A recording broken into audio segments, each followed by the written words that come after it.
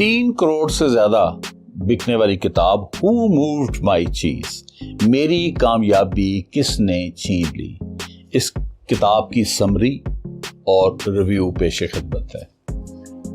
अगर किताब नहीं पढ़ सकते तो कम से कम रिव्यू ही देख लें।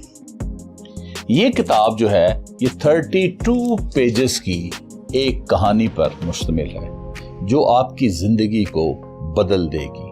चूंकि इसका बुनियादी नुक्ता ये है कि तब्दीली के क्या समरात हैं, चेंज किस तरह से आपकी जिंदगी में सक्सेसेस जो है वो लाती है।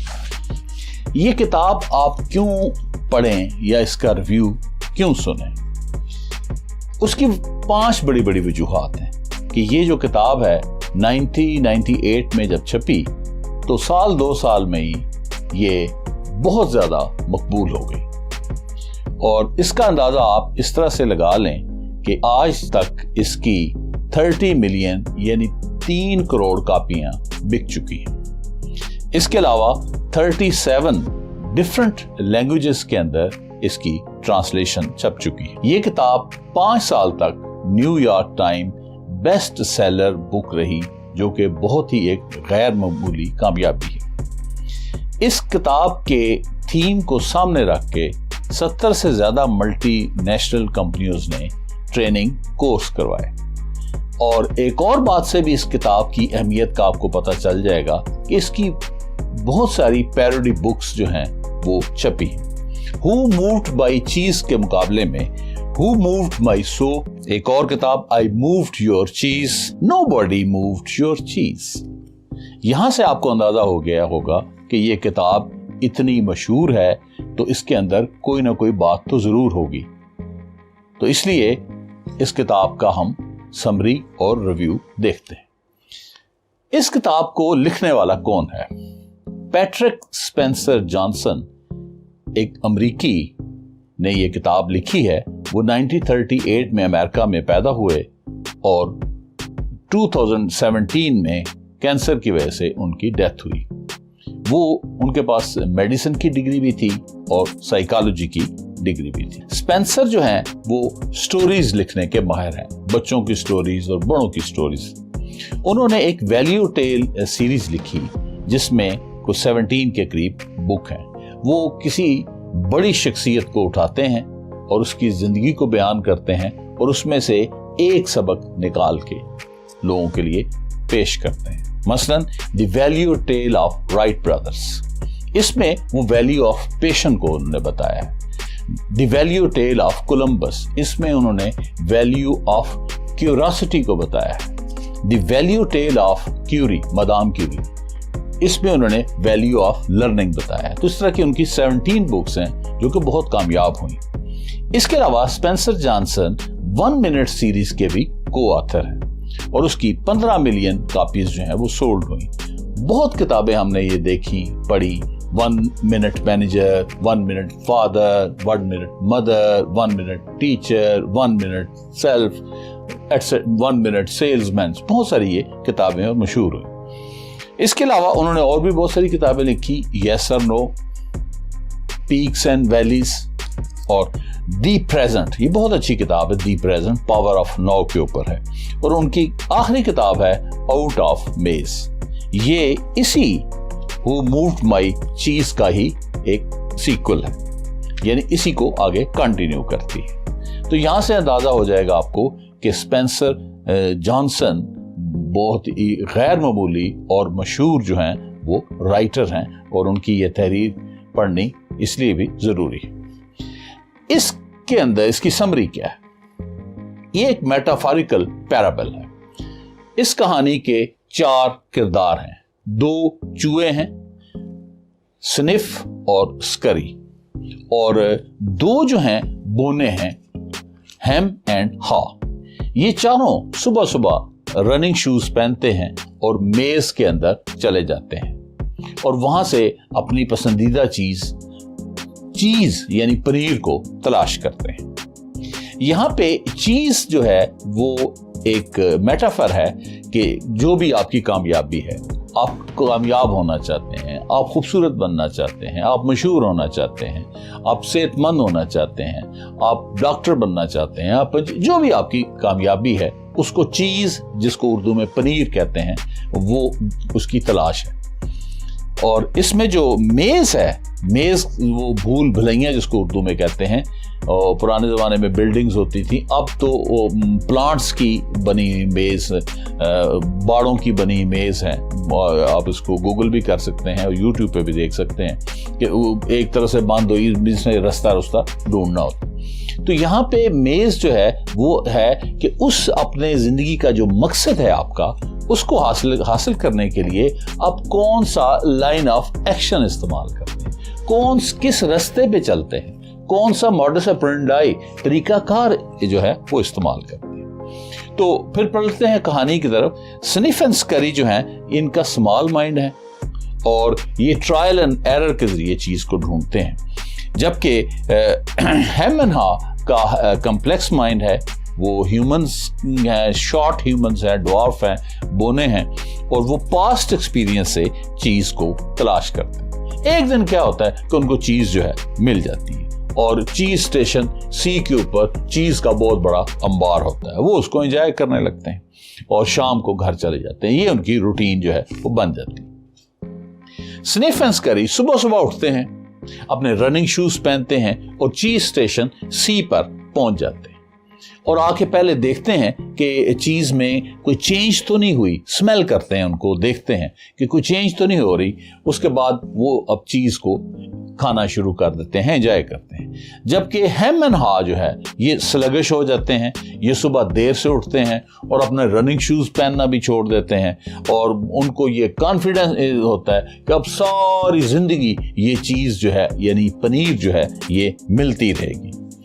और वो चीज स्टेशन को डेकोरेट करना शुरू कर देते हैं। ऊपर लिख देते हैं, हैविंग चीज मेक्स यू हैप्पी, यानी कामयाबी जो है वो राहत बख्श होती है। दिन गुजरते जाते हैं, एक दिन जो है वो चीज खत्म हो जाती है।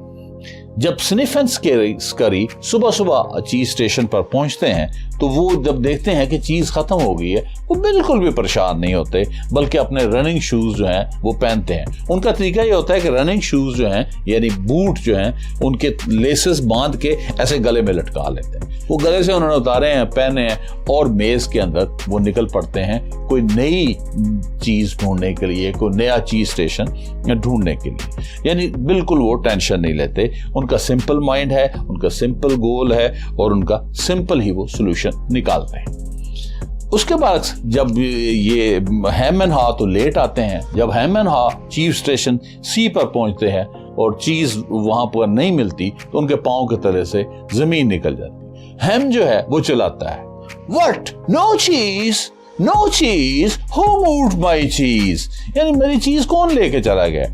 वो दोनों आपस बहुत परेशान होते हैं। खैर उस दिन चले जाते हैं वापस घर, और ये उम्मीद करते हैं कि कल आएंगे तो हमारी चीज यहाँ से हमें दोबारा मिलनी शुरू हो जाएगी। जब आगे देखते हैं तो चीज तो उधर कोई नहीं होती। कभी ब्लेम करना शुरू कर देते हैं किसको, कभी वो गुस्से में आना शुरू कर देते हैं, कभी अपने ऊपर खुद तरसी सेल्फ पिटी शुरू कर देते हैं, और वो कहना शुरू कर देते हैं, we are entitled to our cheese, ये चीज हमारा हक था। Why did they do this to me? उन्होंने लोग जो चीज उठा के ले गए, उन्होंने हमारे साथ ये क्या किया है। What are really going on here? ये सब क्या हो रहा है। Blaming other, self pitying और एंगर जो है वो शो करते हैं। अब दूसरी तरफ स्निफ एंड स्करी मेज में ढूंढते ढूंढते ढूंढते वो स्ट्रगल करते रहते हैं। कभी मेज आगे से बंद हो जाती है, कभी रास्ता निकल जाता है, कभी भूखे होते हैं, लेकिन वो चलते रहते हैं और चीज स्टेशन एन पर पहुंच जाते हैं, जहां की चीज का बहुत बड़ा अंबार हो। जबकि इधर हेम एंड हा क्या कर रहे हैं, वो चेंज को एक्सेप्ट नहीं कर रहे हैं। ठीक है, वो हकीकत का सामना नहीं कर रहे। वो चीज खत्म हो चुकी है और वो इसको भूल भुलैया यानी मेज में जाके ढूंढें, वो नहीं इसको कर रहे। वो रियलिटी से एस्केप कर रहे हैं, वो कंफर्ट सीकर हो गए। ठीक है, उनको डर है कि अगर वो मेज में जाएंगे तो वो गुम जाएंगे।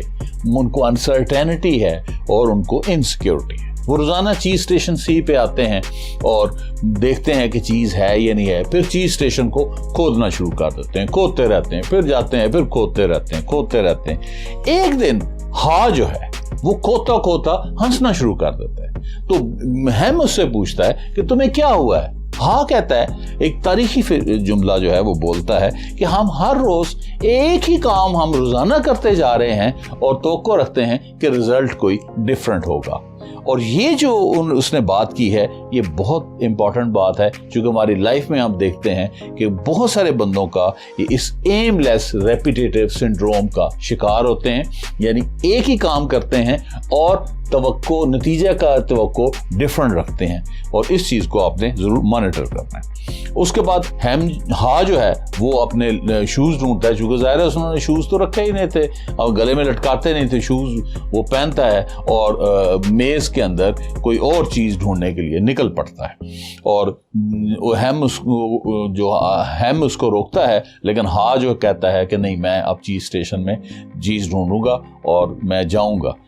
और उसके बाद वो दीवार पे लिख देता है कि बाद में हा भी इसको जो है वो देख ले, हैम भी इसको देख ले कि if you do not change you can become extinct, कि अगर तुम तब्दील नहीं होगे तो तुम खत्म हो जाओगे, निस्तो नाबूद हो जाओगे। अब जब हा चलता है, अब हा का जो यहाँ पे जर्नी है, मैं इसको स्किप भी कर सकता था कि फौरन उसको उसकी मंजिल पे पहुंचा दूं, लेकिन चूंकि स्पेंसर जॉनसन ने ये जो स्टेप्स में 7 करीब स्टेप बताए हैं, इसको बताना इसलिए ज़रूरी है कि जब आप चेंज होंगे और आप चेंज के लिए सफ़र करेंगे तो ये इन मराहल का आपको सामना करना पड़ेगा। सबसे पहले हा जो है अब चीज स्टेशन में भूल भुलैयों में डरता है, ठीक है। उस वक्त स्पेंसर ये कहता है, What you are afraid of is never as bad as what you imagine. The fear you build up in your mind is worse than the situation that actually exists. यानी जिस चीज से आप डरते हैं वो इतनी खतरनाक नहीं होती जितना कि आप उसका तसव्वुर कर रहे होते हैं। आपके ज़हन में पैदा होने वाला खौफ हकीकी खतरे से ज्यादा हौलनाक होता है। यानी हमारे अक्सर खौफ माज खदशात होते हैं जब हम उस खौफ के अंदर कूद पड़ते हैं। तो ये एक बहुत ही इंपॉर्टेंट लेसन है जिसको वो लिखा गया है। हाँ आगे बढ़ता है और चीज स्टेशन की तलाश करता है, मेज में से गुजरता है, तो वो 2 काम करता है। एक तो खुद कलामी करता है, ठीक है, अपने आप को देखता है कि मेरे से क्या गलतियां हुई हैं, अपनी फीलिंग शेयर करता है। दूसरा वो दीवार के ऊपर लिखता जाता है कि उसका फ्रेंड जो है हैम जो है जब आएगा, वो एक दिन आएगा और इनको पढ़ेगा तो उसको ये फायदा पहुंचे। अब वो उसको खौफ महसूस होना शुरू हो जाता है। जब वो उसको खौफ महसूस होता है तो वो कुछ थोड़ा सा सोचता है, और वो सोचता है तो वो कहता है कि मेरी प्रॉब्लम शुरू से यही रही है कि मैं हमेशा ये देखता हूं कि मेरे साथ क्या बुरा हो सकता है, यानी मेज में मैं गुम हो जाऊंगा, मैं भूख से मर जाऊंगा, जबकि अब मैं इस पे फोकस कर रहा हूं कि मेरे साथ क्या अच्छा हो सकता है, मुझे चीज स्टेशन सी मिल जाएगा, मैं उस पे एंजॉय करूंगा। तो उसको अपनी एक खामी का पता चलता है कि फोकस जो है वो इस बात पे नहीं करना कि क्या बुरा हो सकता है, बल्कि फोकस इस पे करना है कि क्या अच्छा हो सकता है। तो उसका खौफ जो है वो खत्म हो जाता है। फौरन वो दीवार के ऊपर एक स्टेटमेंट लिखता है, What would you do if you were not afraid? अगर तुम्हारे अंदर से डर निकल जाए तो तुम क्या करोगे? ये बहुत उसने इंपॉर्टेंट बात की है। हैम आगे बढ़ता है और सोचता है कि some fears are natural and be taken seriously since it keep you out of danger, but he feels that most of his fears were irrational and stopping him from changing he needed. अब ये statement को थोड़ा सा मैं explain कर देता हूं with in bracket कि कुछ रैशनल फियर्स होते हैं और कुछ इरैशनल फियर होते हैं। इसको और आसान कर लेते हैं। कुछ साइकोलॉजिकल फियर्स होते हैं और कुछ फिजिकल फियर्स होते हैं। और आसान कर लेते हैं। कुछ फियर्स का ताल्लुक आपकी बॉडी के साथ होता है, कुछ फियर्स का ताल्लुक आपके माइंड के साथ होता है। जो बॉडी के साथ जिनका ताल्लुक होता है उनको फिजिकल फियर कहते हैं। वो ब्लेसिंग होते हैं। मसलन आपको डर है कि आग जो है जला देगी, डर है कि करंट लग जाएगा, डर है कि सांप कहीं काट न ले, तो आग से ये फियर्स, आप आग से बचेंगे, आप करंट से बचने के लिए शूज वगैरह पहनेंगे, प्रॉपर उसकी इंसुलेशन करेंगे। तो ये जो फिजिकल फियर होता है ये ब्लेसिंग होता है, जिसको उसने नाम दिया है रैशनल फियर।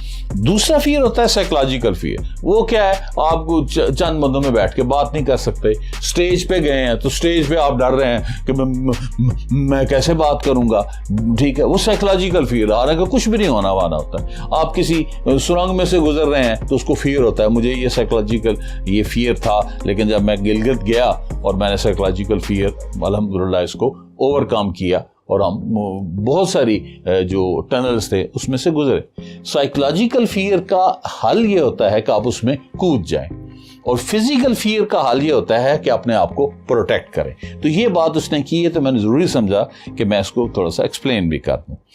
अब हम जो है वो फिर सोचता, आगे चलता है, सोचता है, कहता है मैं चीज स्टेशन सी पे इतने दिन इंतजार क्यों करता रहा, ठीक है। फिर उसको अपने आप को कंसोल करता है, तो it is never late to mend. सुबह का बूला शाम को घर आए तो बूला नहीं होता। यानी जब ख्याल आ जाए कि आपने इससे गलती होगी उसी वक्त शुरू कर दें, आप ये ना सोचें मजीद टाइम जाया ना करें, वो ये कहना चाहता है।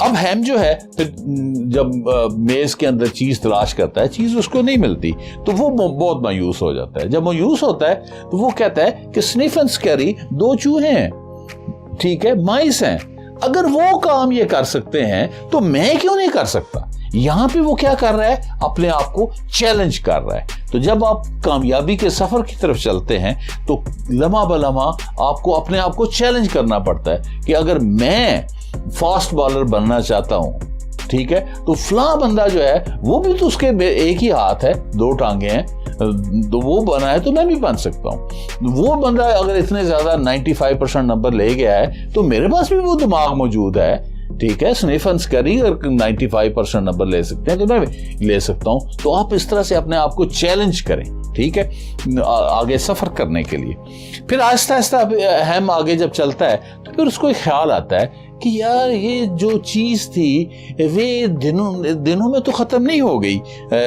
रातों रात तो नहीं खत्म हुई, इसको तो टाइम लगा है, तो मैंने इसको मॉनिटर क्यों नहीं किया।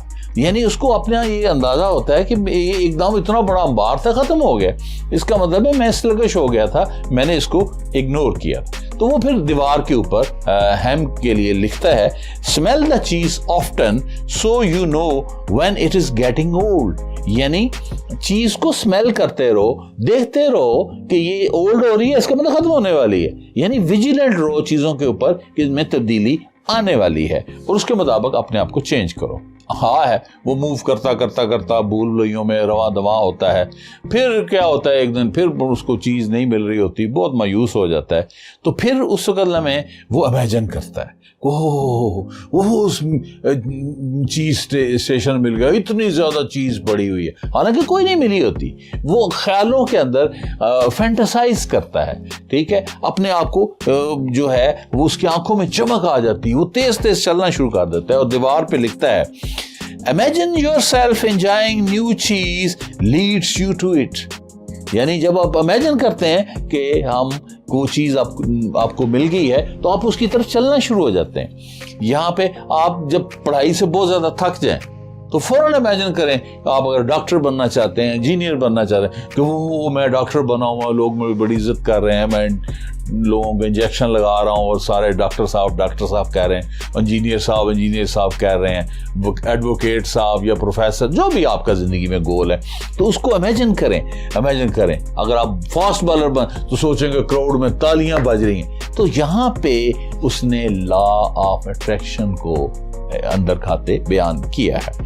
अब ये होता है कि वो चलता चलता चीज स्टेशन ई पर पहुंच जाता है, उसे वहां थोड़ी बहुत चीज मिलती है, और वहां पे वो दीवार पे लिखता है, the quicker you let go old cheese the sooner you can enjoy new cheese. कि जितनी जल्दी आप चेंज हो जाएंगे उतनी जल्दी चेंज होने का फल आपको मिल जाएगा। क्योंकि चीज स्टेशन ई के ऊपर बची खुची चीज होती है, वो उसको उठाता है, सेल्फिश नहीं होता, वो कहता है ओ मेरा फ्रेंड जो है मैं वो भूखा है, वो उधर चीज स्टेशन सी पे बैठा हुआ, वो लेके उसके पास चला जाता है, कहता है मुझे चीज स्टेशन ई के ऊपर ये थोड़ी सी बची कुची चीज मिली है, लेकिन वो पहले से को फायदा उठा के चला गया, जो पहले से चेंज हो गया वो फायदा उठा के चला गया, तो ये तुम ले लो। लेकिन जो हैम है कहता नो नो नो नो, इसी चीज स्टेशन सी पे मेरी चीज ही वापस आएगी, वो जरूर आएगी और तो फिर अंबार लगेगा। वो अपना एक इल्यूजन का शिकार है, एक वो चेंज को एक्सेप्ट नहीं कर रहा, वो फियर में का मुब्तला है। वो हाँ उसको आमादा करता है, लेकिन जो हैम है वो मेज में भूल भुलैया के अंदर जाने के लिए तैयार नहीं होता। हाँ जो है वो हैम के लिए लिख देता है, old beliefs do not lead to the new cheese, यानी पुराने ख्यालात के साथ, पुराने तरीकों के साथ आप नई कामयाबी हासिल नहीं कर सकते। उसको समझ आ चुकी होती है हाँ को कि जब थिंकिंग बदलती है तो बिलीफ बदलता है। यहाँ पे एक फेमस एल्गोरिदम है, पहले भी कई वीडियोस में मैं जिक्र कर चुका हूं। जिस तरह से आप सोचते हैं उसी तरह से आप एक्ट करते हैं, उसी तरह से आप बोलते हैं, उसी तरह के आपके इमोशंस होते हैं और उसी तरह के रिजल्ट निकलते हैं। आप सोचते हैं कि मैं कामयाब हो जाऊंगा, ठीक है, तो फौरन आपके अंदर एक कॉन्फिडेंस पे होता है, आप लोगों को कहते हैं इंशाल्लाह मैं कामयाब हो जाऊंगा, ठीक है, आप फील भी करते हैं कि आप कामयाब, बड़ी क्यूरियोसिटी के साथ और बड़ी इमोशंस के साथ अपनी स्ट्रगल जो है वो करते हैं। जब आप कहते हैं कि नंबर नहीं मैं ले सकता, तो फिर आपकी बॉडी भी इसी तरह हो जाती है, आपके वर्ड्स भी आपके मायूसी वाले निकलते हैं, फिर इमोशंस भी आपके डाउन होते हैं और रिजल्ट तो फिर डाउन से डाउन ही होता है। तो ये एल्गोरिदम याद रख लें, ठीक है, रिवाइंड करके इसको देख लें और किसी कागज पे लिख लें। अब हाँ जो है वो जल्दी से चीज स्टेशन एन पर पहुंच जाता है। चीज स्टेशन एन पर बहुत बड़ा अंबार होता है और स्निफर्स करी वहां पहले से मौजूद होते हैं और स्निफर्स करी उसको बड़ा वेलकम करते हैं, वो तुम भी आ गए हो, तुम भी आ गए हो, ठीक है। और वो अब हाँ जो है वो अपने रनिंग शूज उतारता है, उनको लेसेस को बांधता है तो गले में रख लेता है और चीज एंजॉय करना शुरू कर देता है। लेकिन अब वो क्या करता है, चीज स्टेशन एन से निकल के मेज में जाता है और देखता रहता है कि कुछ और है और चीज को ऑब्जर्व करता है अब कि इसमें कोई चेंज तो नहीं आ रही, क्योंकि उसको पिछला एक्सपीरियंस याद होता है, तो इसलिए बीच बीच में से निकलता है। एक दिन वो चीज स्टेशन एन पे खड़ा होता है तो उसको उस मेज में से भूल भुलैया जिसको उर्दू में कहते हैं, वहां से कोई कदमों की चाप सुनाई देती है। उसको उम्मीद पैदा हो जाती है कि जो मेरा दोस्त है हैम वो आ रहा है। तो यहाँ पे स्पेंसर जानसर कहानी अपनी ख़त्म कर देते हैं और सस्पेंस छोड़ देते हैं कि हैम जो है वो आया कि नहीं आया। तो ये मुख्तसर सी समरी थी। अब आते हैं इसकी एग्जाम्पल की तरफ। अगर आप अपने इर्द गिर्द नज़र दौड़ाएं, ठीक है, तो आपको पता चलेगा कि हम में से अक्सर लोग चीज स्टेशन सी पर खड़े हैं और हमारे इर्द गिर्द मुसलसल चेंजेस होती जा रही है, हर चीज चेंज हो रही है। बकौल हेनरी किसिंजर के कि अब जो चेंजेस हैं उनमें और पिछली चेंजेस में क्या फर्क है। अब एक तो चेंजेस जो हैं वो जल्दी जल्दी से हो रही हैं और दूसरी चेंजेस का जो इम्पैक्ट है वो इलाकाई से नहीं है, बैनुल अक़वामी है, यानी चेंजेस भी ज्यादा हो रही हैं और उनका असर जो है वो भी ज्यादा हो रहा है। आप खुद देख लें, कम्युनिकेशन में लें तो एक जमाने में वायरलेस होती थी, डॉ डिड डिड डिड डिड डॉ did did did did did डॉ। मुझे इसलिए पता है कि मेरे वालिद साहब इसको वायरलेस के करते थे तो मैंने सुना हुआ है। उसके बाद फिर क्या आ गया, रेडियो आ गया। रेडियो के बाद फिर क्या हुआ, फिर वो बड़ा सा टीवी, इतना सी स्क्रीन, इतना बड़ा टीवी वो आ गया। फिर उसके बाद छोटा टीवी आ गया, फिर कलर टीवी आ गया, फिर एलईडी आ गई और अब इतना सा मोबाइल आ गया। तो देखें कम्युनिकेशन में किस तरह से चेंज आई। इसी तरह आप देखें तो आप जाती वाले से अगर देखें तो बचपन होता है, जवानी होती है, बुढ़ापा होता है, स्कूल होता है, कॉलेज होता है, यूनिवर्सिटी होती है, ठीक है। और जो अब देखें कंपनीज को देखें उनमें कितनी चेंजेस आ रही होती। कोडक जो देखें, जिसने 100 साल तक कोडक का कैमरा दुनिया में मशहूर रहा और उसने किसी को करीब नहीं फटकने दिया, आज उसका नाम नहीं है। उसके बाद आप उसको देख लें, नोकिया, हर बंदे के हाथ में नोकिया का मोबाइल था, लेकिन चेंजेस को उसने कबूल नहीं किया।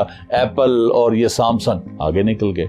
उसके बाद ये सोनी का टीवी, सोनी का टेप रिकॉर्डर, सोनी की वो क्या होता है उसका वीडियो रिकॉर्डर, सोनी का, इतना सोनी का नाम था। लेकिन दुनिया जब सॉफ्टवेयर से चेंज हुई, हार्डवेयर से चेंज होकर सॉफ्टवेयर में गई, सोनी नहीं गया तो सोनी पीछे रह गया। इसी तरह जो सिविलाइजेशंस हैं, कल्चर्स हैं, कंट्रीज हैं, वो सारे के सारे चेंज हो रहे हैं। अब मौजूदा देखो तो ये जो पैंडेमिक आया है कोरोना, इसने तो सारी दुनिया को हिला के रख दिया। इतनी बड़ी चेंज पिछले 20 ईयर्स में, 50 ईयर्स में नहीं है।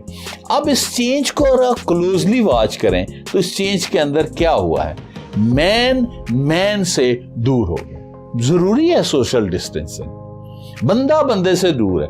आप वॉक कर रहे हैं, कोई एनिमल आ गया, खैर है, बंदा आ गया तो फौरन मास्क ऊपर करें, पता नहीं क्या करेगा हमारे साथ, ठीक है। बंदा मैन से दूर हो गया है और मैन के दरमियान जो एक मीडियम आ गया है, और वो जो ज्यादा मीडियम यूज हो रहा है वो मोबाइल है। मैन के दरमियान मीडियम मोबाइल आ गया, यानी कि हर चीज क्या हो गई, online. Shopping online, teaching online, grocery मंगानी है, कोई घर की चीज ऑनलाइन, ठीक है, ऑफिस वर्क ऑनलाइन, सारी दुनिया ऑनलाइन शिफ्ट हो गई है। यानी ऑनलाइन चीज स्टेशन एन है, ठीक है। स्निफ और स्करी तो यहां पहुंच चुके हैं और जो हा है वो भी पहुंचने वाला है, लेकिन हेम जो है वो चीज स्टेशन सी में फंसा पड़ा है। वो कहता है कोरोना है ही कोई चीज नहीं, वो मास्क का मजाक उड़ा रहा है, वो वैक्सीन का मजाक उड़ा रहा है, ठीक है, और वो चेंज होने को तैयार नहीं। और वो कहता है कि चीज स्टेशन सी के ऊपर ही दोबारा मेरी चीज आ जाएगी, वही दुनिया वापस आ जाएगी। हालांकि हकीकत इसके बिल्कुल बरअक्स है कि हम और चीज स्टेशन सी से उसको निकलना होगा।